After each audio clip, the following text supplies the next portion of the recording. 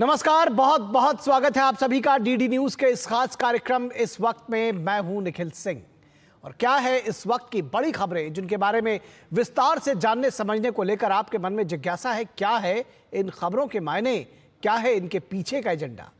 बात करेंगे राहुल गांधी के लॉकर से फटा पोस्टर निकला। एक है तो सेफ है और एक है तो सेफ है नारे की काट ढूंढने में जुटा हुआ है इंडी गठबंधन। इस नारे से आखिर इतनी परेशानी क्यों है, इस पर बात करेंगे। साथ ही साथ बात दिल्ली की सियासत की होगी और दिल्ली की सियासत में इस्तीफे का जोर आखिर क्यों पकड़ रहा है और आखिर नेता क्यों छोड़ रहे हैं आम आदमी पार्टी का साथ। झारखंड में घुसपैठ के मुद्दे से किसे है परेशानी, होंगे कई अहम सवाल और जवाब। लेकिन सबसे पहले इस वक्त की हेडलाइंस। महाराष्ट्र और झारखंड में चुनावी प्रचार के अंतिम दिन सभी दलों ने प्रचार में झोंकी ताकत। महाराष्ट्र में राहुल गांधी ने खोला लॉकर, निकला पोस्टर। एक है तो सेफ है नारे की काट ढूंढने में जुटा इंडी गठबंधन। आम आदमी पार्टी को बड़ा झटका। दिल्ली सरकार में कैबिनेट मंत्री रहे कैलाश गहलोत भाजपा में शामिल। कहा प्रधानमंत्री नरेंद्र मोदी के विजन से प्रभावित होकर थामा भाजपा का दामन।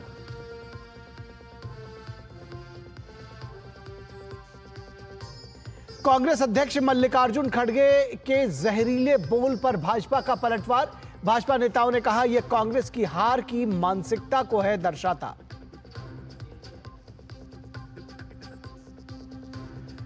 और दिल्ली में प्रदूषण गंभीर स्तर पर। सुप्रीम कोर्ट ने ग्रेप 3 लागू होने पर देरी पर CAQM को लताड़ा। पूछा AQI 300 पहुंचते ही ग्रेप 3 क्यों नहीं लागू किया गया।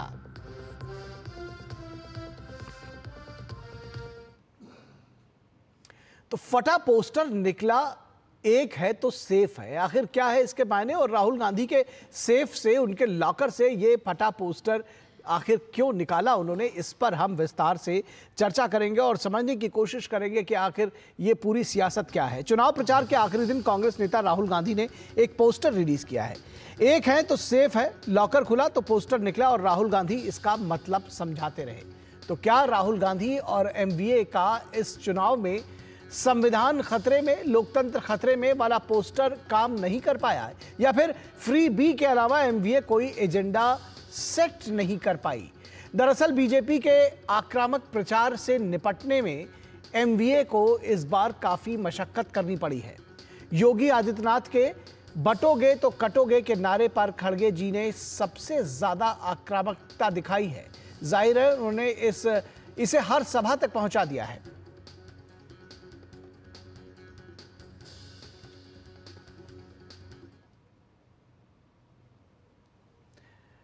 पीएम मोदी ने कहा कि एक है तो सेफ है और उसकी प्रतिक्रिया में विपक्ष के पास कुछ भी नहीं था, इसलिए राहुल गांधी ने मोर्चा संभाला और काट ढूंढ लाए। अगर राहुल गांधी जानते हैं कि वे बीजेपी के पिच पर खेल रहे हैं, लेकिन एक है तो सेफ है को उन्होंने धारावी की झुग्गी से जोड़ा। यह बताने की कोशिश की कि इस नारे से झुग्गी में रहने वाले लोग कितने प्रभावित होंगे। लेकिन अपनी प्रेस कॉन्फ्रेंस में राहुल गांधी ने जिहाद पर कुछ नहीं कहा। कहां लेके जा रहे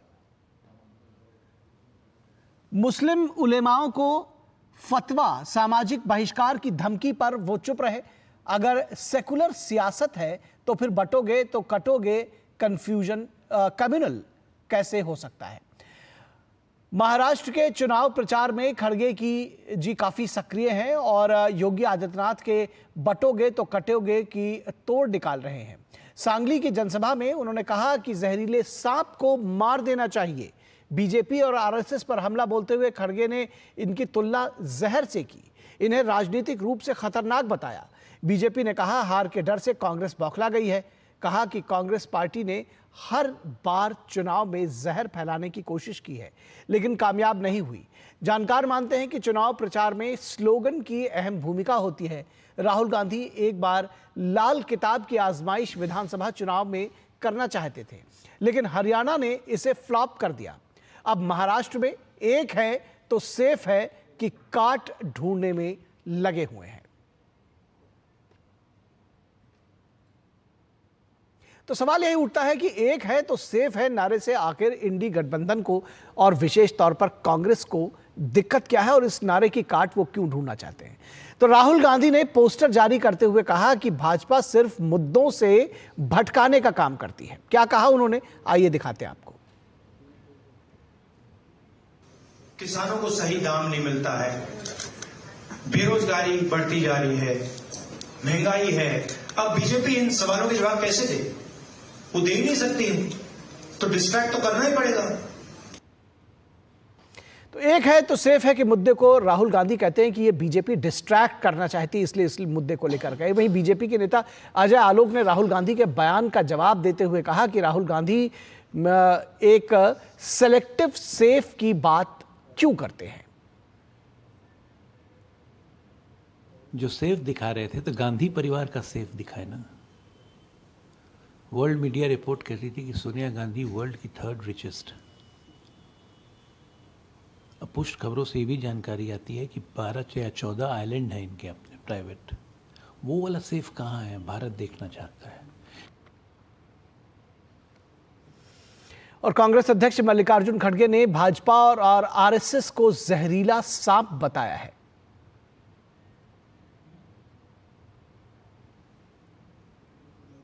अगर कोई चीज इस देश में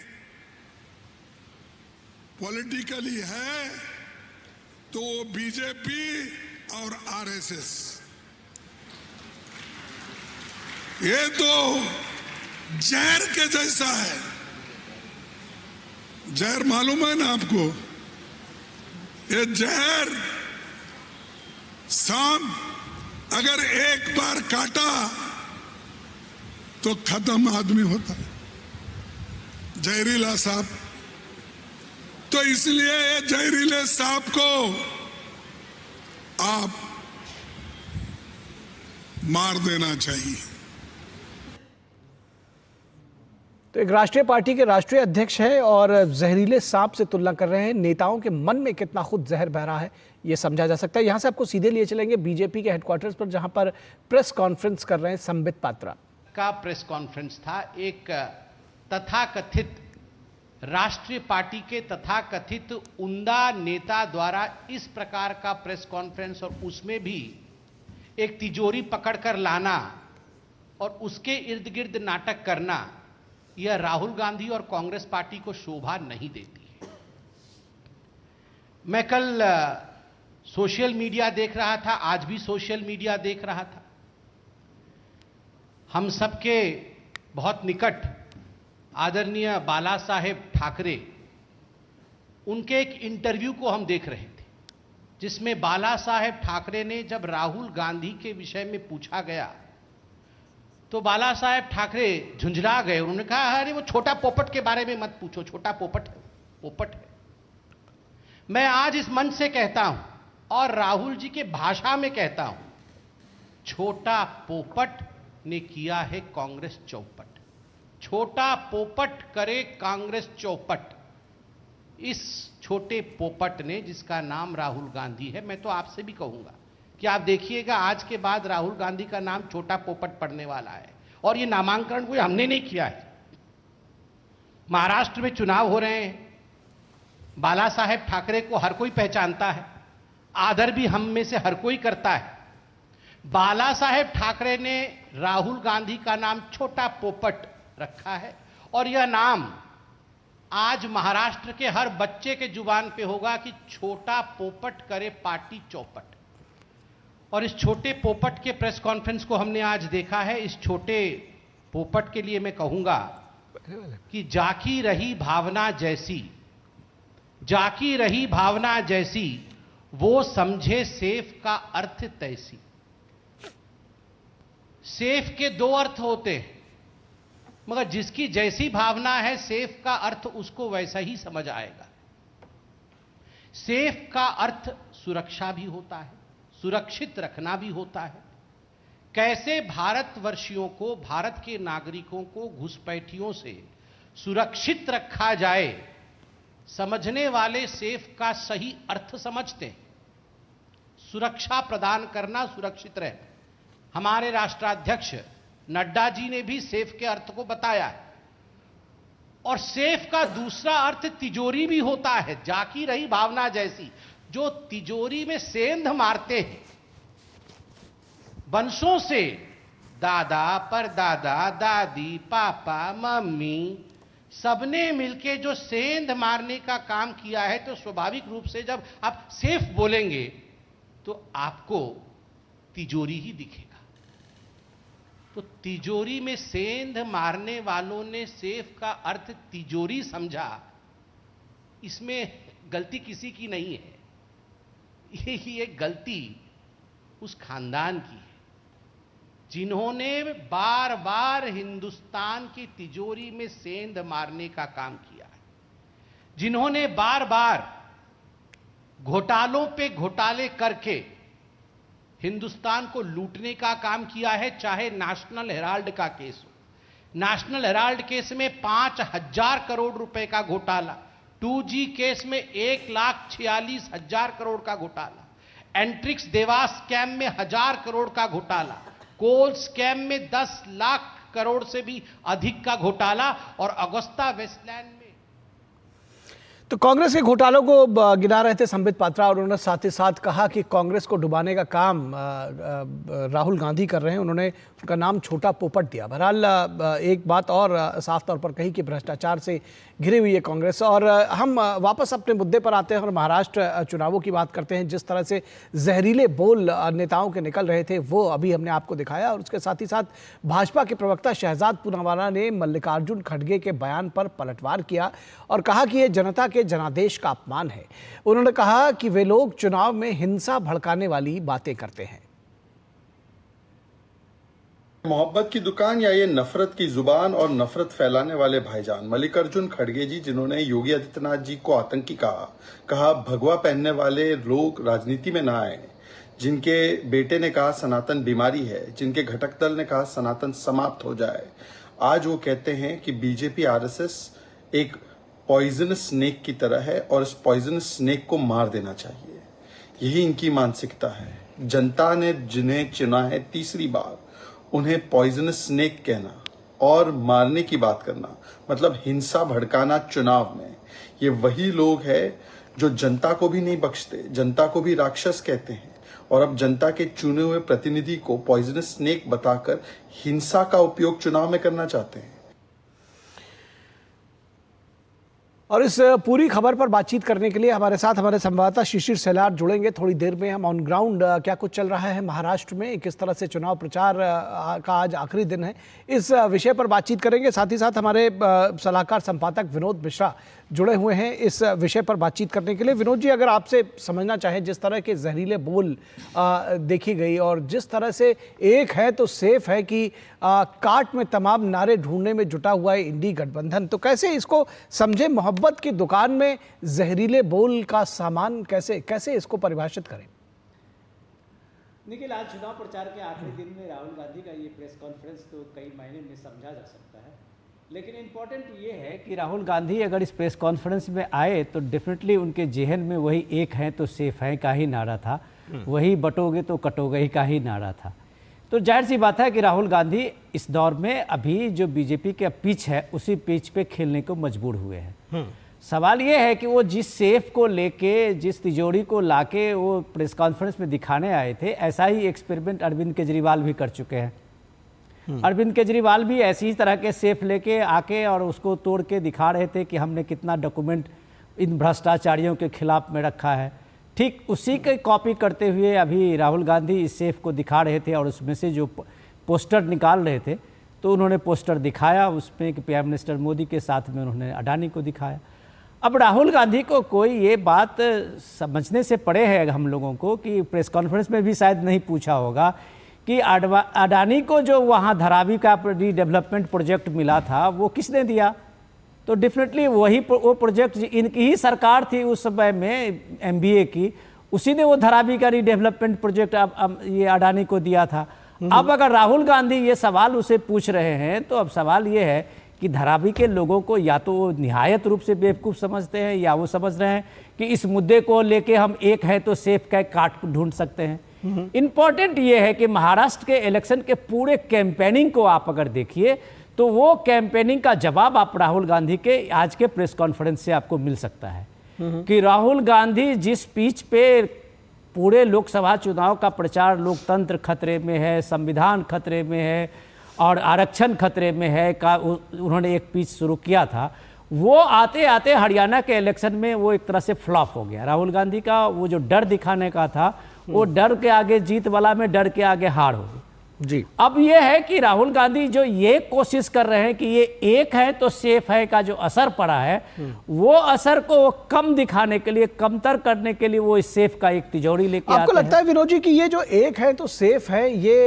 या बटोगे तो कटोगे, इस नारे को लेकर इसकी जितनी पैठ है, जितना इम्पैक्ट हुआ है, इसको लेकर के हल्कान है इंडी गठबंधन को नेता, उनको लगता है कि कुछ ना कुछ जल्द से जल्द इसकी काट ढूंढी जानी चाहिए। आज चुनाव प्रचार का आखिरी दिन है, आज चुनाव का प्रचार का आखिरी दिन है और आज का ही मैं सारा स्टेटमेंट सुनाता हूं कि आज जो शरद पवार का भी बयान इस बटोगे तो कटोगे पे आया है।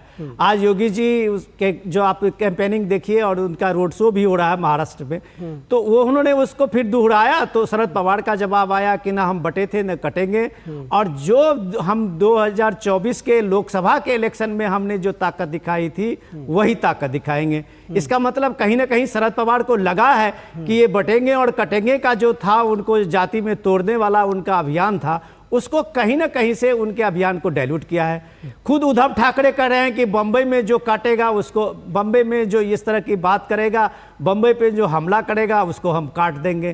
तो वो जो तर्क ढूंढे जा रहा है कांग्रेस की तरफ से, देखिए हर कोई मल्लिकार्जुन खड़गे के लगभग हर स्पीच में, हर पब्लिक मीटिंग में वो बटोगे की तो कटोगे को लाते हैं। तो ये नारा अगर आपको अगर दिमाग पे चढ़ा नहीं, अगर आपको असर नहीं करता तो आप शायद इसको अवॉइड करते हैं कि योगी जी अपने स्वभाव से इस तरह के नारे देते हैं, बोलते हैं, एक आक्रामक तरीके से वो प्रचार करते हैं, उनका अपना स्टाइल है। तो प्राइम मिनिस्टर मोदी का जो एक है तो सेफ है, उसको तो आपने जवाब नहीं दे पाया क्योंकि आपको लगा कि इसके काट में तो हम कुछ नहीं कहेंगे, तो यूनिवर्सल ट्रूथ है, एक रहेंगे तो सेफ रहेंगे और ये एक रहेंगे तो सेफ रहेंगे का मतलब बीजेपी ने ग्राउंड वर्क पे लोगों को समझा दिया है कि आपको एक रहना है, तभी ये विकास की जो आपकी चल रही है किरण और विकास की जो सवारी है उस पे आप बैठ पाएंगे। जी, हमारे साथ शिशिर सेलार जुड़ गए हैं मुंबई से। शिशिर, आपसे ऑन ग्राउंड क्या सिचुएशन है, किस तरह से चुनाव प्रचार का आज आखिरी दिन है और ये नारे पर जब हम बात कर रहे हैं कटोगे तो बटोगे और खासतौर पर एक है तो सेफ है, और उसको लेकर के राहुल गांधी ने जिस तरह से ये सारा एक जिसको कहना चाहिए राजनीतिक प्रहसन जिसको मैं कहूँगा ये दिखाया है, किस तरह से इसको आम लोग ले रहे हैं, किस तरह से चुनाव प्रचार में इसको दिखाया जा रहा है? बिल्कुल, देखिए सबसे पहली बात तो ये विकास के मुद्दे पर राजनीति शुरू हुई थी। जब महाराष्ट्र की चुनाव की घोषणा हुई थी तो ये कहा जा रहा था कि जो है विकास के मुद्दे पर जो है ये बात कही जाएगी, लेकिन जिस प्रकार से बातें आगे बढ़ी है और जो प्रमुख मुद्दा आया है एक है तो सेफ है के ऊपर जो है सब बातें अब सिमट के रह चुकी है। आखिरी दिन था आज चुनाव प्रचार का और ऐसे में राहुल गांधी स्वयं मुंबई आता है और मुद्दा कौन सा उठाते हैं तो एक है तो सेफ है। वो क्यों उठाते हैं इसके पीछे का भी कारण है। अगर राजकीय विश्लेषकों की बात करें तो जिस प्रकार से राहुल गांधी ने मुद्दा उठाया है वो उनका कहना यह है कि ये मुद्दे पर इस वक्त जो है सबका लक्ष्य महाराष्ट्र में है।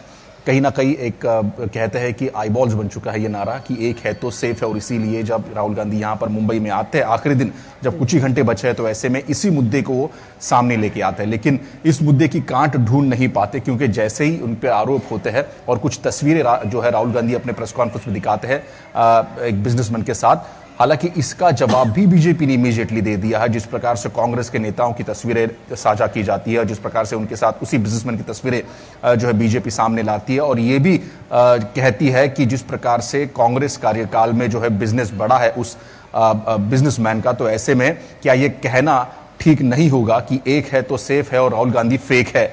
ये दूसरा जो है बीजेपी द्वारा अब नई जो है कांट यहाँ पे लिखाई गई है। तो हम कह सकते हैं कि महाराष्ट्र में इस वक्त जिस प्रकार से महायुति ने और खासतौर पर बीजेपी ने ये नारा यहाँ पर लाया था उससे कहीं ना कहीं कांग्रेस को परेशानी होती दिखाई दे रही है और इसीलिए कुछ ही घंटों पहले जब राहुल गांधी मुंबई आते हैं इस नारे के बारे में जो है एक प्रेस वार्ता करते हैं तो हम ये समझ सकते हैं कि कितना महत्वपूर्ण जो है ये नारा महाराष्ट्र की इस चुनावी पूरे रण में रहा है। दूसरी महत्वपूर्ण बात इसमें यह भी है, जैसे मैंने पहले कहा था कि मुद्दों की राजनीति पे अगर हम बात करें तो वो सामने स्पष्ट रूप से जो है महाविकास आघाड़ी की तरफ से आ ही नहीं रहे, और जो विकास के मुद्दे उन्होंने रखे थे हालांकि उसके ऊपर महायुति भी बात कर रही है। तो ऐसे में दोनों तरफ से जो है दावों प्रतिदावों का दौर चल रहा है। अब कुछ ही घंटे, मैं तो कहूंगा कि महज अब शायद 1-1.5 घंटे ही बचे हैं जिसमें जो है ये सामने आ पाएगा कि अब जो है जो प्रचार जो है पूरी तरह से थम जाएगा, और इसी कुछ ही मिनटों में हम देख पाएंगे कि किस प्रकार से इस पर राजनीति करने का प्रयास महाविकास आघाड़ी के द्वारा किया गया और उसका जवाब जो है महायुति और बीजेपी ने दे दिया है। जी, निश्चित तौर पर। तो आपने कहा कि अब कुछ ही समय रह गया, लगभग 100 मिनट अगर देखा जाए तो अब बाकी है चुनाव प्रचार में। तो और इस आखिरी दिन शायद इस नारे की काट ढूंढने के लिए हलकान दिखे इंडी गठबंधन। इसके पीछे की क्या वजह है ये शायद जनता भी, जो वोटर है वो भी समझ रहे हैं। बहुत शुक्रिया इस तमाम बातचीत के लिए शिशिर सलार और विनोद जी, आपका भी शुक्रिया। आगे हम आपको फिर से छोड़ेंगे और यहाँ रुकेंगे एक छोटे से ब्रेक के लिए। ब्रेक के बाद जब वापस लौटेंगे तो बात करेंगे कि दिल्ली की सियासत में इस्तीफे का जोर आखिर क्या संदेश दे रहा है। आपके घर के खाने में रेस्टोरेंट जैसा स्वाद ले आए MDH का शाही पनीर मसाला। पनीर को क्या मस्त बना डाला। जब धरती चीर कर निकलता है लोहे का पत्थर और मिलता है मोंगिया के जोश से, फिर तपता है, पिघलता है और बनता है फौलाद। अब होता है सरिया सारी खूबियों के साथ। मोंगिया स्टील, मजबूत देश का मजबूत सरिया।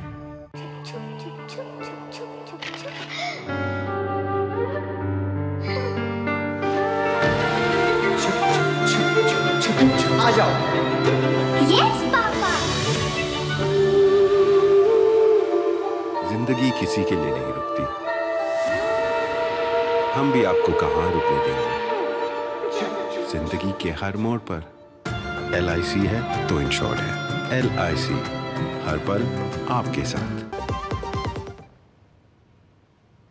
स्वागत है आपका ब्रेक के बाद। और दिल्ली की सियासत में इस्तीफे पर जोर आखिर क्या है, इसके मायने, इसको समझने की कोशिश करेंगे। आज यानी सोमवार को दिल्ली की जहरीली हवा सारे रिकॉर्ड तोड़ गई। WHO के मानक से 60 गुना ज्यादा खतरनाक स्तर पर AQI पहुंच गया। हर बार की तरह स्कूल बंद, ऑफिस बंद, गाड़ी बंद के उपाय ढूंढे जाने लगे, लेकिन सवाल जस का तस रह गया कि शुद्ध हवा और पानी देने के नाम पर जीतती रही आम आदमी पार्टी क्यों फेल हुई। आम आदमी पार्टी के वरिष्ठ मंत्री और नेता कैलाश गहलोत ने कहा कि अब तो आम आदमी पार्टी नहीं रही, ये पार्टी आम लोगों की नहीं रही, अब यह सिर्फ केजरीवाल की पार्टी बन गई है। आज उन्होंने बीजेपी ज्वाइन कर ली। पूर्व मंत्री कैलाश गहलोत ने कहा कि आपको छोड़ना आसान नहीं था, यह फैसला मैंने एक दिन में नहीं लिया, एक रात में नहीं लिया, मैंने आज तक किसी दबाव में काम नहीं किया है। गहलोत ने पूर्व सीएम केजरीवाल को चिट्ठी लिखकर कहा था कि शीश महल जैसे कई शर्मनाक और अजीबोगरीब विवाद हैं जो सभी को संदेह में डाल रहे हैं। अगर हम पूरा समय केंद्र से लड़ने में ही बिताते हैं तो फिर दिल्ली का क्या होगा। दिल्ली के वरिष्ठ मंत्री कैलाश गहलोत का इस्तीफा आम आदमी पार्टी के लिए चौंकाने वाली बात हो सकती है, लेकिन केजरीवाल कहते हैं कि वे जहां जाना चाहते हैं वहां जाएं। संजय सिंह का आरोप है कि ईडी और सीबीआई के डर से उन्होंने पार्टी छोड़ी है। विधानसभा चुनाव के पहले आम आदमी पार्टी में आए सियासी भूचाल को थामने की हर कोशिश की जा रही है। केजरीवाल बीजेपी और कांग्रेस के नेताओं को शामिल करके ये बताने की कोशिश कर रहे हैं कि कोई भगदड़ जैसी स्थिति उनकी पार्टी में नहीं है। पिछले 10 वर्षों में आम आदमी पार्टी की सरकार के 10 मंत्रियों ने इस्तीफा दिया है या फिर उनसे इस्तीफा ले लिया गया है। कई नेताओं ने आप से दूरी बनाई है। केजरीवाल के करीबी मंत्री राजेंद्र पाल गौतम इस्तीफा देकर कांग्रेस में शामिल हो गए थे। दिल्ली सरकार के तेज तर्रार मंत्री राजकुमार आनंद लोकसभा चुनाव से पहले इस्तीफा देकर बीजेपी में शामिल हो गए थे और पार्टी छोड़ गए दर्जनों नाम में स्वाति मालीवाल भी एक प्रमुख नाम है जो लगातार आम आदमी पार्टी के खिलाफ बागी तेवर अपना रही है। सीएम हाउस में अपने साथ मारपीट की घटना को लेकर स्वाति मालीवाल केजरीवाल के खिलाफ सबसे ज्यादा मुखर हैं। दिल्ली विधानसभा चुनाव से पहले कई टॉप लीडर्स का पार्टी छोड़ जाना, भले ही केजरीवाल इसे झटका न मान रहे हो, लेकिन आंदोलन से निकली हुई पार्टी पर यह सवाल तो जरूर उठा है कि आप तो ऐसे न थे।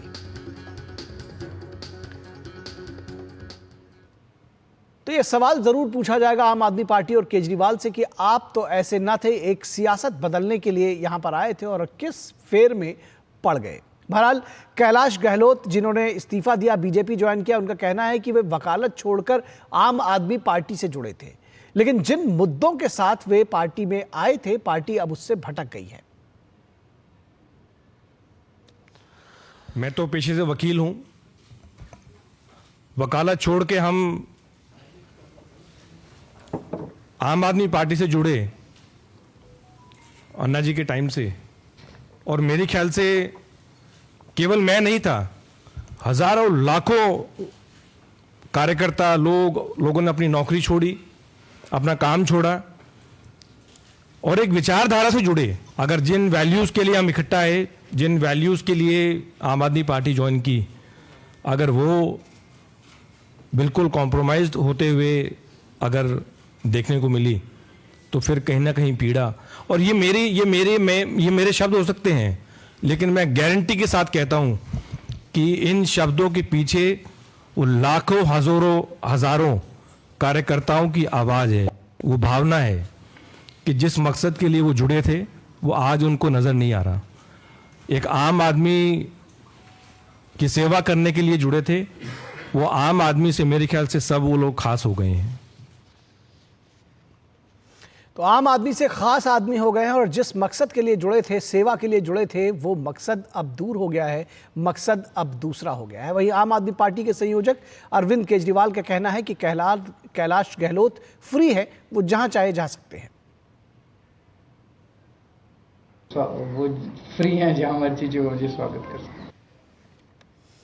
और आम आदमी पार्टी के नेता संजय सिंह ने कहा कि कैलाश गहलोत ईडी से डरकर भाजपा में शामिल हुए हैं।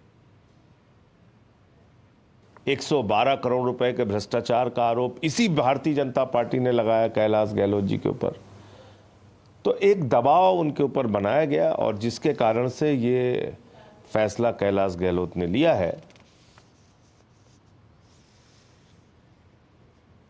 और इस पूरी खबर पर बातचीत करने के लिए हमारे साथ 3 खास मेहमान जुड़े हुए हैं, उनसे आपका परिचय करा दें। हमारे साथ परविंदर सिंह सेठी जो कि आम आदमी पार्टी के समर्थक हैं, वो हमारे साथ जुड़े हुए हैं। वीरेंद्र बब्बर जो कि दिल्ली बीजेपी के प्रवक्ता है, वो भी हमारे साथ जुड़े हुए हैं। और हमारे सलाहकार संपादक विनोद मिश्रा हमारे साथ जुड़े हुए हैं इस पूरी खबर पर बातचीत करने के लिए।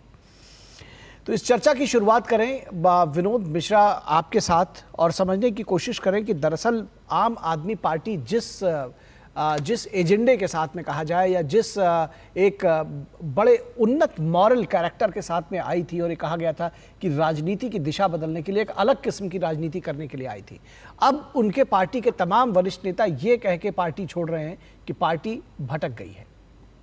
निखिल, जैसा कि आप अपनी रिपोर्ट दिखा रहे थे, आप तो ऐसे न थे, तो डेफिनेटली आम आदमी पार्टी खास आदमी पार्टी कैसे बनी, ये इसकी एक पूरी कहानी है। आज कैलाश गहलोत के इस्तीफे और उसके बाद उन्होंने बीजेपी जो ज्वाइन किया है, क्योंकि कैलाश गहलोत पहला मंत्री नहीं है जो उन्होंने आम आदमी पार्टी छोड़ी है और उसके बाद उन्होंने कई दूसरी पार्टी, चाहे वो कांग्रेस हो या बीजेपी हो, ज्वाइन की है।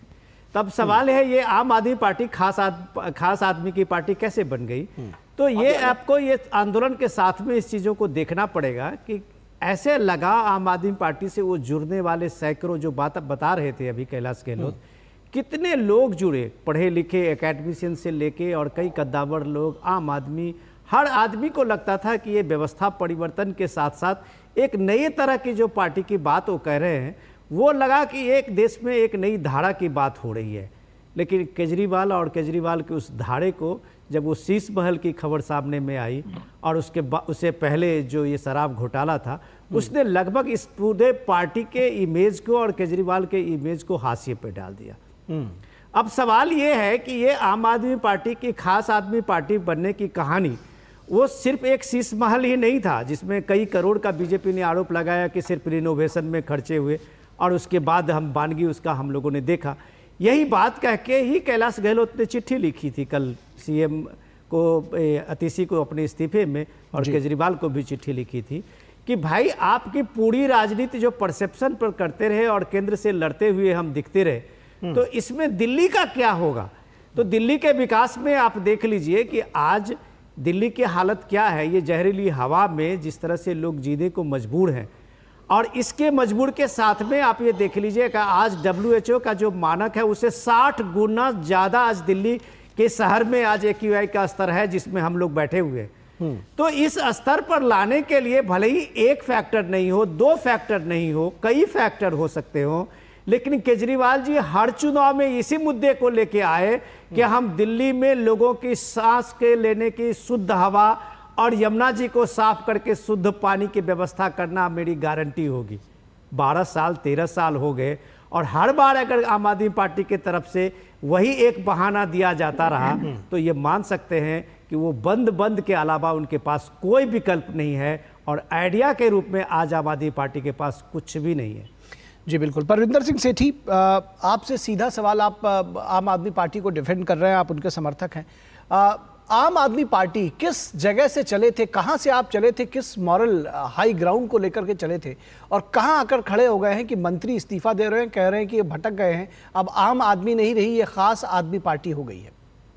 मैं देखिए, आप इस बात को समझिए कि करीब करीब 3 बार अरविंद केजरीवाल दिल्ली को जीता, उसके बाद पंजाब को जीता, और जो कैलाश गहलोत जो उनका राइट हैंड माने जाते थे, आज उनके ऊपर एक प्रेशर बड़े समय से आ रहा था, जो ईडी और सीबीआई और इन सब का प्रेशर था।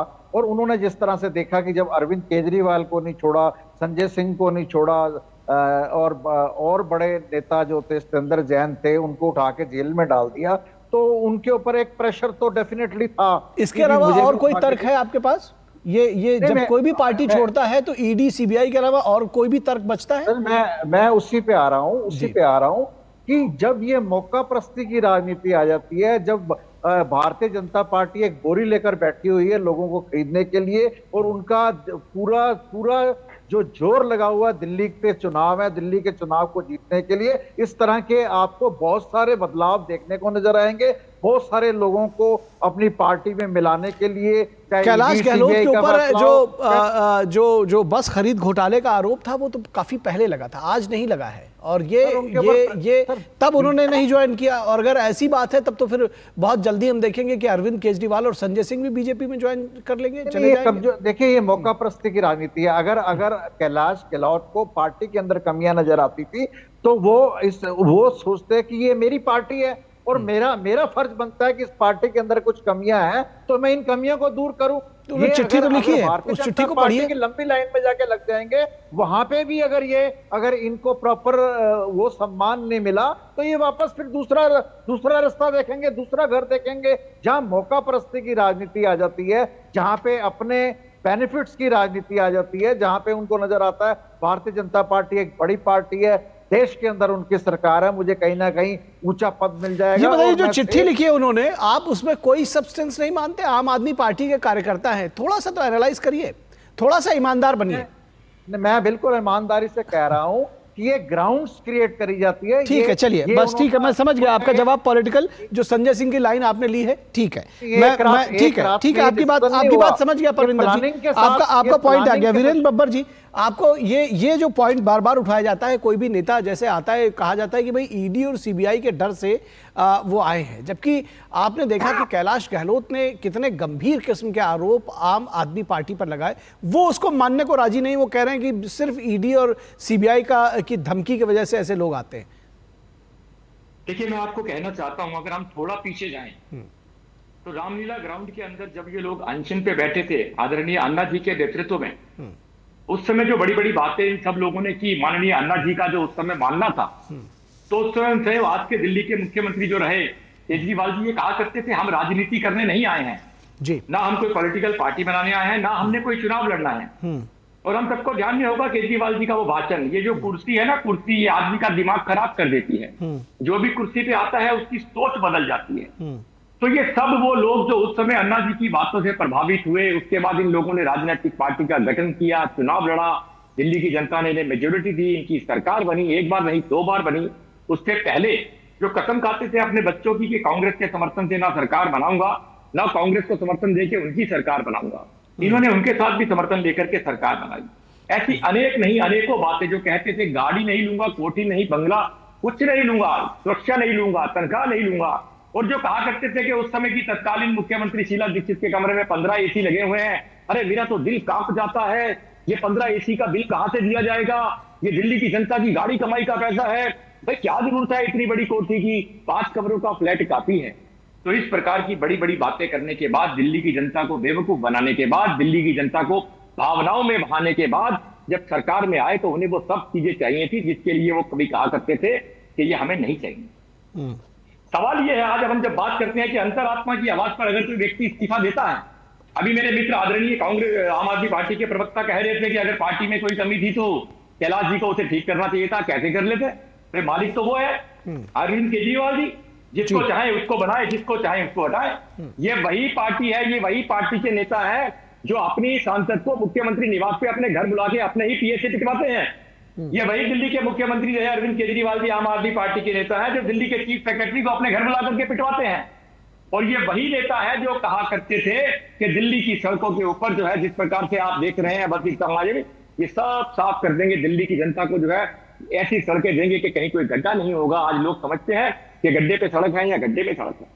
ठीक है। आज अभी कैलाश गहलोत जी अगर ये कहते हैं कि जिन विचारधाराओं के साथ हम आए थे, 65 करोड़ रुपया जो आपने अपने शीश महल पे दिल्ली की जनता की गाड़ी कमाई के पैसे को लगाया अपने अयाशी के साधनों के लिए, अगर वो कहते हैं कि ये गलत है तो मैं कहता हूं इसमें क्या गलत है। अगर वो कहते हैं कि आज जमुना जी की सफाई हम क्यों नहीं कर पाए, 7,000 करोड़ रुपया जमुना जी की सफाई के नाम के खर्च करने के बाद दिल्ली की जनता जानती है, आप और हम सब जानते हैं कि जमुना जी की हालात क्या है, उसके बाद भी आपको शर्म नहीं आती और आप उसके अंदर भी कहते हैं कि इनके ऊपर ईडी का मामला चल रहा है। दिल्ली की जो बेसिक सुविधाएं, जो बेसिक बुनियादी सुविधाएं दिल्ली की जनता को चाहिए, उसका जिम्मेदार कौन है? कूड़े के ढेर खत्म करने की बात करके आप आए थे कि दिल्ली को कूड़े के ढेर से मुक्त कर देंगे। आज दिल्ली की हर गली के अंदर आपको कूड़े के ढेर दिखते हैं। आप कहना क्या चाहते हैं? 10 साल में एक भी नया राशन कार्ड नहीं बना। 10 साल से आपने सीनियर सिटीजन बुजुर्गों विधवाओं की पेंशन के ऊपर जो है सांप के फन की तरह कुंडली मार के बैठे हुए हैं। उन बुजुर्गों की कभी सोचिए जिनका उस पेंशन से घर चलता था, और आप अपने आप को उसके बाद भी दिल्ली का जो है सबसे लोकप्रिय नेता कहते हैं। अगर इन सब बातों को देखते हुए, आधार को देखते हुए, अभी तो शुरुआत है, पहले राजकुमार आनंद, राजेंद्र पाल गौतम, अब कैलाश गहलोत, एक के बाद एक लंबी फहरिस्त है। ये सीक्वल बनने वाला है। ये भी अपने आप में इतिहास होगा कि आम आदमी पार्टी के जो ईमानदार अंतरात्मा की आवाज पे बात सुन करके जिन लोगों ने इस्तीफा दिया, उन्हें भी आम आदमी पार्टी के नेताओं द्वारा आज चोर कहा जा रहा है। ये कहा जा रहा है कि ईडी के दबाव में। जी जी जी जी ये एक बड़ा सवाल है, ये बड़ा सवाल है और इसका जवाब परविंदर सिंह सेठी देंगे। परविंदर सिंह, आप बताइए कि जो जिन लोगों ने कंधे से कंधा मिलाकर अपना प्रोफेशन छोड़ा, तन मन धन के साथ पार्टी के साथ रहे, आज आप लोग 1 सेकंड नहीं लगाते और वो पार्टी छोड़ रहे हैं, और आप 1 सेकंड नहीं लगाते हैं ये कहते हुए कि जी वो दरअसल लालच पे फंसे हुए हैं और वो उनको सत्ता की राजनीति करनी है। सत्ता की राजनीति तो दरअसल कहीं ना कहीं आम आदमी पार्टी करती हुई दिखी है कि सारे एजेंडे को छोड़ दिया और कितने इतने यू टर्न लिए कि शायद अब उसको गिनना भी मुश्किल है।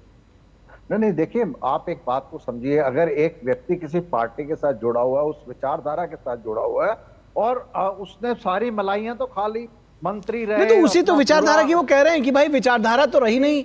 और आपको पता ही है, अभी आपने सुना कि वीरेंद्र जी क्या कह रहे हैं। वो कह रहे हैं कि किसी भी तरह से आम आदमी पार्टी में कोई इस तरह का लोकतंत्र देते नहीं है, तो फिर बात कैसे आएगी? सुनिए तो, सुन तो लीजिए परविंदर जी, सुन साथ बात करते हैं, आप मेरी बात को नहीं। अरे परविंदर जी, क्वेश्चन सुन लीजिए, उसके बाद आप आराम से जवाब दीजिएगा। क्वेश्चन सुन लीजिए, अब चिल्लाइए मत, क्वेश्चन सुन लीजिए, पहले सवाल सुन लीजिए। परविंदर जी सवाल सुन लीजिए, उसके बाद आराम से जवाब दीजिएगा दोनों चीजों का। मैं ये कह रहा हूं कि अभी जो वीरेंद्र जी ने प्रश्न उठाए हैं, अपने जवाब में उन चीजों को भी समेटिए। मैं ये चाह रहा हूं कि उनको सीधा सीधा उन्होंने कहा कि भाई अरविंद केजरीवाल के अलावा जो आप कह रहे हैं कि जी पहले क्यों नहीं पार्टी में रहकर करते, कैसे करते? एक लंबी फहरिस्त है जिनको आम आदमी पार्टी से बाहर का रास्ता दिखा दिया अरविंद केजरीवाल ने। तो कौन, किसमें इतना हिम्मत है कि वो उस पार्टी में रहते हुए उनके खिलाफ बात करेगा? अरे ये क्या बात कर रहे हैं? इनकी पार्टी के अंदर अमित शाह जी और मोदी जी के अलावा किसकी चलती है? आपने दिल्ली आप अपनी बात करिए ना। उनकी सीटें काट दी, उनको घर में बिठा दिया, उनका डिमोशन कर दिया, उनका पॉलिटिकल कैरियर खत्म कर दिया। आप अपनी पार्टी की बात कीजिए, उसकी चिंता कीजिए। मैं ये कहता हूं कि कैलाश गहलोत जी को अगर अपनी पार्टी से प्यार था और पार्टी के अंदर वो रहे हैं, तो वो विद इन दी पार्टी इस बात को करते। लेकिन ये एक बड़े टाइम से बैटिंग चल रही थी कैलाश गहलोत जी और बीजेपी के बीच में, और बड़े लोगों के साथ चल रही है, बड़े लोगों के साथ बातचीत है। उनको चाहे ईडी का दबाव हो, पैसे का लालच हो, पोजीशन का लालच हो, उनको अपनी पार्टी में मिलाकर बाय हुक और क्रुक दिल्ली के अंदर भारतीय जनता पार्टी दिल्ली पे अपना कब्जा करना चाहती है। अच्छा, कुछ सवाल, ठीक है, कुछ सवाल अभी वीरेंद्र जी ने खड़े किए हैं, आप उनका जवाब देना चाहेंगे? अरविंद केजरीवाल ने डे 1 कहा कि चुनाव नहीं लड़ेंगे, राजनीति में नहीं आएंगे। चुनाव लड़े, राजनीति में आए। कहा मुख्यमंत्री का पद नहीं लेंगे, आए। मतलब मैं यू टर्न आपको गिनाने लगूंगा तो शायद 4 इसी में बच जाएंगे। मेरे को जवाब देने दीजिए भाई साहब। मैं आपको बिल्कुल करेक्ट कर रहा हूं कि ये बात थी कि हम चुनाव में नहीं आएंगे, लेकिन इनकी और आपकी नॉलेज के लिए मैं बता दूं, एक बहुत बड़ा शो आता है रजत शर्मा का, आपकी अदालत, जिसके अंदर अन्ना हजारे आए थे और अरविंद केजरीवाल आए थे। तो रजत शर्मा ने प्रश्न करा कि अगर आप बदलाव चाहते हैं तो आप राजनीति में क्यों नहीं आते? दूसरे यू टर्न्स बता दीजिए। मेरी बात पूरी होने दीजिए ना, आप मेरी बात पूरी होने दीजिए। अन्ना हजारे ने बोला अरविंद आएगा, अरविंद पार्टी बनाएगा, अरविंद राजनीति तेज करेगा। आप उसको चेक कर लीजिए। आप एक तरफ की बात सुनते हैं, नेशनल टेलीविजन के ऊपर ये बात कही गई थी और अन्ना हजारे के द्वारा कही गई थी। उसके बाद अन्ना हजारे के आशीर्वाद से अरविंद केजरीवाल जी ने ये पार्टी बनाई और पार्टी ने एक रिकॉर्ड। ठीक है, एक हो गया। और बताइए, बच्चों की कसम खाता हूं कांग्रेस के साथ नहीं जाऊंगा। शीला दीक्षित का एसी, शीश महल, शराब घोटाला, क्या क्या बताएंगे? क्या क्या बताएंगे? कम से कम गिरगिट रंग बदलता है, उससे ज्यादा रंग आप लोगों ने बदले हैं, मुझे कहना नहीं चाहिए। ये राजनीतिक दल के नेता जो है वीरेंद्र बब्बर इसका जवाब देंगे। ठीक है, कम से कम ये जनता देख रही है। विनोद जी, मैं चाहता हूं कि इस विषय पर आप जानकारी दें। आज आप तो ऐसे नहीं थे, आप भी तो ऐसे नहीं थे, आप क्यों इतना गर्म हो रहे हैं? सेठी साहब, मैं बस इतना ही आपसे निवेदन करूंगा कि स्वाति मालीवाल क्यों गर्म है? स्वाति मालीवाल जिस तरह से बागी तेवर रखी हुई है एक मिनिस्टर के, एक सीएम के घर में, उसकी जो पिटाई हुई, क्या दुनिया ने उसे नहीं देखा? और आज तक वो जो इस एक राज्यसभा के सांसद और एक तरह से आपके कहिए कि एक कद्दावर नेता, और जिस तरह से आपके खिलाफ में बागी हुए पड़े हुए हैं और जो बयान उनके आ रहे हैं, क्या आप उनको भी किसी ईडी का और इसका डर था? सवाल इसका है कि थोड़ा सा जो निखिल सवाल पूछ रहे हैं उसको ये गंभीरता से समझने की कोशिश अगर हम लोग करें तो शायद इसका कुछ मतलब भी निकलेगा। जो अन्ना की बात आप कर रहे थे, अन्ना खुद कम से कम 30 बार कह चुके हैं मीडिया से कि मेरा आम आदमी पार्टी और अरविंद केजरीवाल से मोह भंग हो चुका है। क्या केजरीवाल ने इस्तीफा दे दिया अन्ना के कहने से वो सीएम बने हैं? तो कई बार अन्ना हजारे ने साफ कहा है कि जो हम आदमी पार्टी को लेके चले वो हमारे साथ धोखा हुआ है। तो क्या अन्ना के धोखा कहने के बाद केजरीवाल ने इस्तीफा दे दिया? जो सीएम अपने पूरे हिंदुस्तान में पहला, सुनिए आप, पहला सीएम होंगे जिन पे आरोप लगा भ्रष्टाचार के, जो सीबीआई के उस पे उन पे रेड हुआ, ईडी के उस पे इतनी कार्रवाई हुई, 6 महीने से ज्यादा जेल में रहे, लेकिन इस्तीफा उन्होंने नहीं दिया।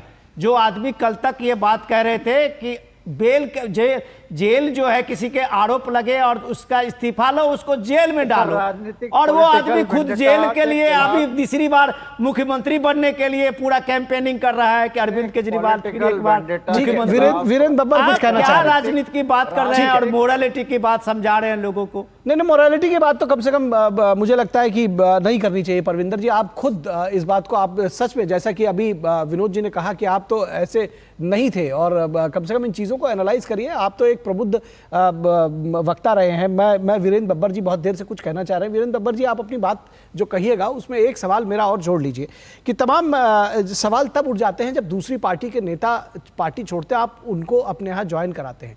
पहले जब वो दूसरे दल में थे तो शायद उनके ऊपर बहुत सारे आरोप थे, अब वो आपके साथ आ गए तो ये कहा जा रहा है कि अब वो सारे आरोपों से मुक्त हो जाएंगे। किस तरह से इसका जवाब देंगे? देखिए, मैं 2 बातें कहना चाहता हूँ जी। अभी आदरणीय आम आदमी पार्टी के प्रवक्ता ने जिस प्रकार से अपनी बात शुरू की, उन्होंने कैलाश गहलोत जी के बारे में कहा कि पहले जम के मलाई खाई और उसके बाद भाग गए। मैं जानना चाहता हूं आम आदमी पार्टी के प्रवक्ता से, ये मलाई कौन सी थी जो कैलाश गहलोत जी ने खाई, और क्या आपकी सहमति से खाई, आपके राष्ट्रीय नेतृत्व की सहमति से खाई, और वो मलाई की क्वांटिटी क्या थी, उसे आप किस रूप में डिफाइन करना चाहेंगे? वो रुपए में था, वो गोल्ड में था, वो दूध की मलाई थी, वो कुछ और थी, वो फ्रूट था या कुछ और था, वो जमीन थी या कुछ और था? उस मलाई के बारे में दिल्ली की जनता जानना चाहती है, जरा उसके बारे में प्रकाश डालेंगे तो अच्छा होगा। अभी आप कह रहे थे, अभी आपने कहा कि रजत जी के शो में अन्ना जी ने ये कहा कि अरविंद जी आएंगे, तो रजत जी के शो में कहा, इसका मतलब ये हुआ कि रामलीला मैदान में जो कहा था देश की दुनिया को, जनता को, वो सब भूल गए और रजत जी के शो की बात को हमने आगे कर दिया। और उसके बाद आपने कहा कि भाई ये कैलाश गहलोत जी ने ये बात अंदर आके पार्टी के प्लेटफॉर्म पे क्यों नहीं की, पार्टी के प्लेटफॉर्म पे की थी, उन्होंने इतिहास देखा, कुमार विश्वास ने की थी, क्या हुआ उसके साथ, निकाल के बाहर फेंक दिया। अन्ना जी ने की थी, क्या हुआ, अन्ना जी ने कहा ये शराब घोटाला गलत है अरविंद, आप जो है उन चीजों से भटक रहे हो जिसको लेकर के आप आए थे। उन्हें भारतीय जनता पार्टी का दलाल कह दिया गया, उस व्यक्ति को भारतीय जनता पार्टी का दलाल कह दिया गया जिसके कंधे पे सिर रखकर, जिसके नाम पर आप बड़े हुए, उस व्यक्ति को आपने भारतीय जनता पार्टी का दलाल कह दिया और कहते हैं कि पार्टी के अंदर प्लेटफॉर्म पे बात करें। स्वाति मालीवाल भी गई थी समझाने के लिए कि अरविंद जी ये ठीक नहीं हो रहा, घर के अंदर अपने ही पीए से पिटवाया और उसके बाद आप कहते हैं कि घर के अंदर बात करो, पार्टी के अंदर बात करो। दिल्ली की जनता जानना चाहती है वो कौन सी मलाई थी जो आपने कैलाश गहलोत जी के साथ मिलकर खाई। क्या वो रामलीला ग्राउंड के अंदर कही गई बातें झूठी थी? क्या अन्ना जी भारतीय जनता पार्टी के दलाल है? क्या अन्ना जी भारतीय जनता पार्टी के एजेंट है? तो उस समय अन्ना जी क्या थे जब आप अन्ना जी के कंधे पे खड़ा होते राजनीति कर रहे थे, राजनीतिक पार्टी बना रहे थे, दिल्ली के अंदर सरकार बना रहे थे? और उस समय का जिम्मेदार कौन था जब आपने अपनी एक महिला सांसद को मुख्यमंत्री निवास के अंदर बुला करके पिटवाया? अरे एक चेहरा कितना समय आ गया है, जो चेहरा रंग बदलते हैं रोज, जो चेहरा बदलते हैं रोज नकाबों की तरह, अब जनाजा धूम से उनका निकलना चाहिए। दिल्ली की जनता तैयार बैठी है, एक के बाद एक 50 सीकल आपको दिखा दूंगा, 50 सीकल आपको बता दूंगा, आपके पास जवाब नहीं होगा क्योंकि आपके नेता झूठे हैं। जब आप झूठ को डिफेंड करने के लिए बैठते हैं ना तो आपके पास जवाब नहीं होता श्रीमान जी। और कीजिए क्लियर वो कौन सी मलाई थी, बताइए कि अन्ना जी भाजपा के दलाल हैं या आपके नेता थे, बताइए। ठीक है, इस मलाई पर तो जवाब देना चाहिए कि आखिर कौन सी मलाई है। परविंदर सेठी ने कहा कि ये मलाई है, कौन सी ये मलाई है कि जो आप बता रहे हैं कि ये बाकी लोग खा रहे थे, कैलाश गहलोत अभी तक खा रहे थे, इसका मतलब बाकी सभी लोग खा रहे थे। अब आज के बाद समय हमारे पास बस इतना ही है, इस चर्चा में आगे फिर जुड़ेंगे परविंदर जी, लेकिन ये मलाई वाली बात जो है इसको आपको मुझे लग रहा है कि एक्सप्लेनेशन देना ही पड़ेगा आगे कम से कम। बहुत शुक्रिया। नहीं परविंदर जी, समय बस इतना ही, हमारे पास समय समाप्त हो गया है। परविंदर जी बहुत शुक्रिया, वीरेंद्र बब्बर जी शुक्रिया, विनोद मिश्रा जी शुक्रिया हमारे साथ जुड़ने के लिए और इस तमाम विषय पर चर्चा करने के लिए। और इसके बाद बात करेंगे झारखंड के सियासत की कि घुसपैठ के मुद्दे से आखिर किसे है परेशानी और क्यों है परेशानी। लेकिन रुकेंगे एक छोटे से ब्रेक के लिए। का किचन किंग किचन में हो तो हम सब कुछ बना सकते हैं, बैंगन का भरता, आलू गोभी, भिंडी मसाला और भी बहुत कुछ। MBH मेरी पसंद, मेरी पसंद, मेरी पसंद, मेरी पसंद, हमारी पसंद, हम सबकी पसंद। मजबूत देश का मजबूत सरिया हो गया स्टील।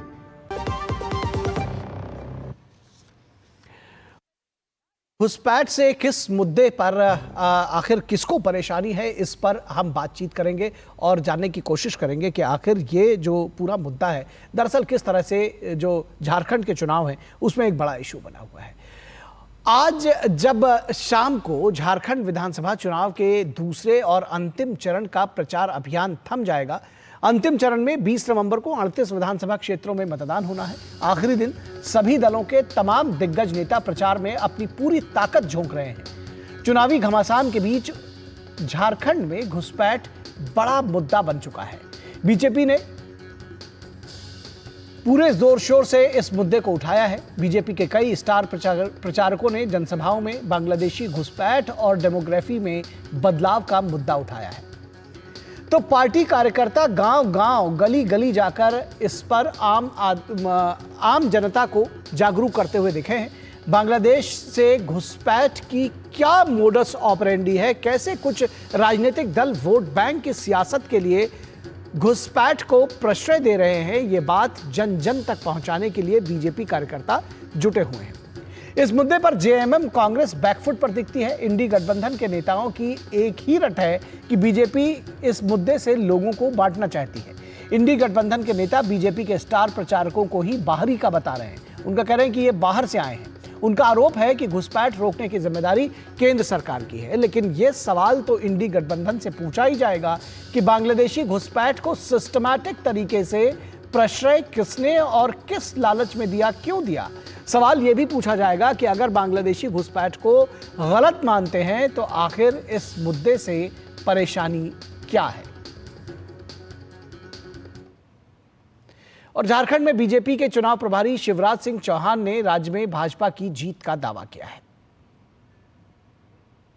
जनता पार्टी पहले चरण में 2/3 सीटें जीत रही है, दूसरे चरण में भी शानदार सफलता प्राप्त करेंगे। और झारखंड में भाजपा के चुनाव सह प्रभारी हेमंत बिस्व शर्मा ने कहा कि राज्य के लोग घुसपैठियों के खिलाफ एक्शन चाहते हैं। लोगों का प्रधानमंत्री जी के लेकर बहुत ज़्यादा उत्साह है। लोग डबल इंजन का सरकार चाहते हैं और एक प्रकार से झारखंड में विकास हो मोदी जी का नेतृत्व में, और झारखंड का लोगों का आशा आकांक्षा पूर्ति हो। यही चुनाव का एक मेजर थीम है और उसी को लेकर लोगों का उत्साह है। लोग चाहते हैं कि सरकार आए, घुसपैठिया का खिलाफ एक्शन हो।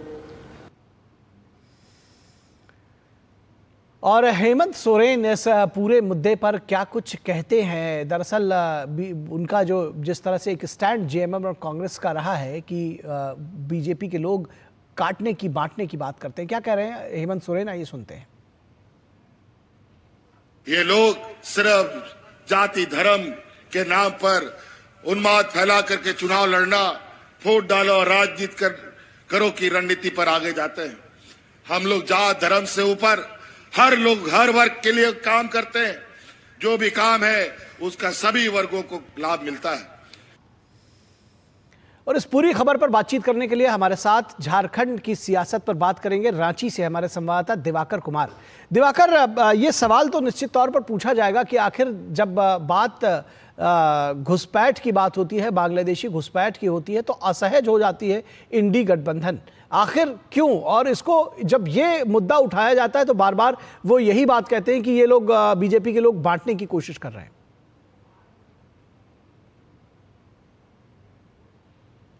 देखिए, निश्चित तौर पर सिर्फ चुनावी मौसम जो अभी चल रहा है उस दौरान ये मुद्दा नहीं उठा है, बल्कि पिछले साल 1.5 साल से जो बांग्लादेशी घुसपैठ का मामला है वो काफ़ी झारखंड में सुर्खियों में है। और इस पर आपको याद होगा कि हाईकोर्ट ने भी संज्ञान लिया था। उसके बाद केंद्र सरकार और राज्य सरकार दोनों को जवाब देने के लिए कहा गया था। जब केंद्र सरकार ने अपनी रिपोर्ट जो दाखिल की थी उसमें उन्होंने जनगणना का आधार बताया था कि किस तरीके से झारखंड के जो संथाल के इलाके हैं, जहाँ पर कि कभी आदिवासियों की आबादी 40% से ज़्यादा हुआ करती थी, वो घटकर 25 से 27% के बीच रह गई है। तो वो एक लगातार बताया गया कि कैसे एक विशेष समुदाय की वहाँ पर आबादी बढ़ी है और एक विशेष समुदाय की आबादी घटी है। तो उसके बाद से ही बीजेपी लगातार हमलावर है कि किस तरीके से, चाहे वो संथाल का जो कोर इलाका है, चाहे वो पाकुड़ का इलाका है, जमताड़ा का इलाका है, फिर साहिबगंज का इलाका है, इन तमाम इलाकों में किस तरीके से बांग्लादेशी घुसपैठियों की संख्या बढ़ी है, उसको लेकर लगातार भारतीय जनता पार्टी हमलावर है और उनके नेता की ओर से आंकड़े भी जारी किए जा रहे हैं। लगातार कुछ दिन पहले हम लोगों ने दिखाया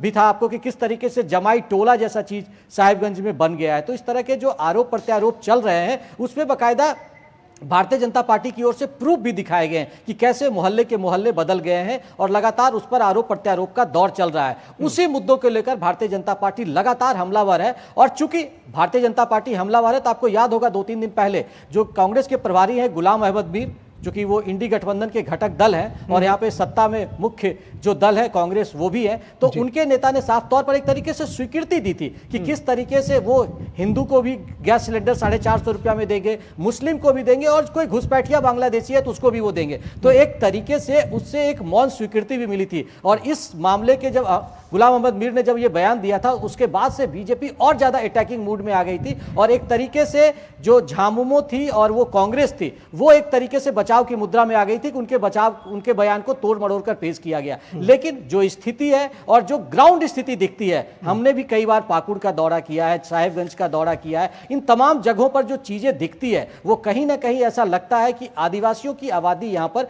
घट रही है। तो इसको लेकर जो आरोप प्रत्यारोप है, जनता अब किसकी सुनेगी ये तो 20 20 तारीख को तय होगा। लेकिन पूरे झारखंड के जो ये विधानसभा चुनाव रहे हैं, सिर्फ ये नहीं कह सकते कि संथाल में जब ये शिफ्ट किया है सेकंड चरण का चुनाव तभी ये मुद्दा बना है, बल्कि आप कोल्हान में चले जाइए, छोटा नागपुर के इलाके में चले जाइए, खूंटी में चले जाइए, पलामू में चले, तमाम जगहों पर ये मुद्दा आपने बताया कि 1-1.5 साल पहले है से ही ये एक मुद्दा रहा है। एक सवाल का जवाब मैं चाहूंगा बहुत जल्दी से देखिए, कितने गहरे उतरा है लोगों के बीच में ये मुद्दा?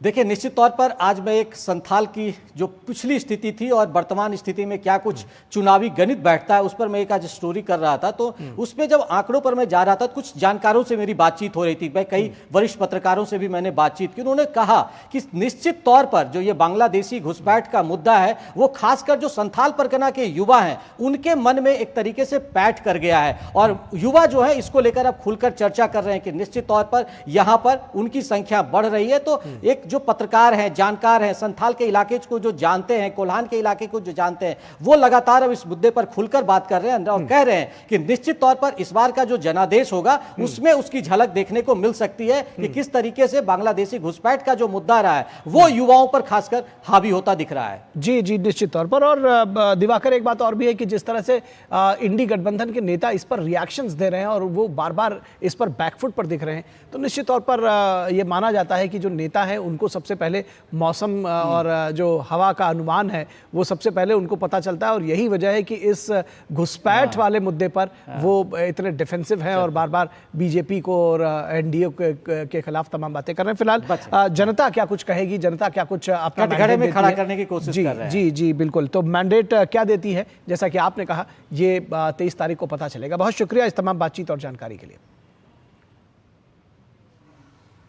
तो इस वक्त के आज के अंक में बस इतना ही। हमारी पूरी टीम को दीजिए इजाजत। नमस्कार।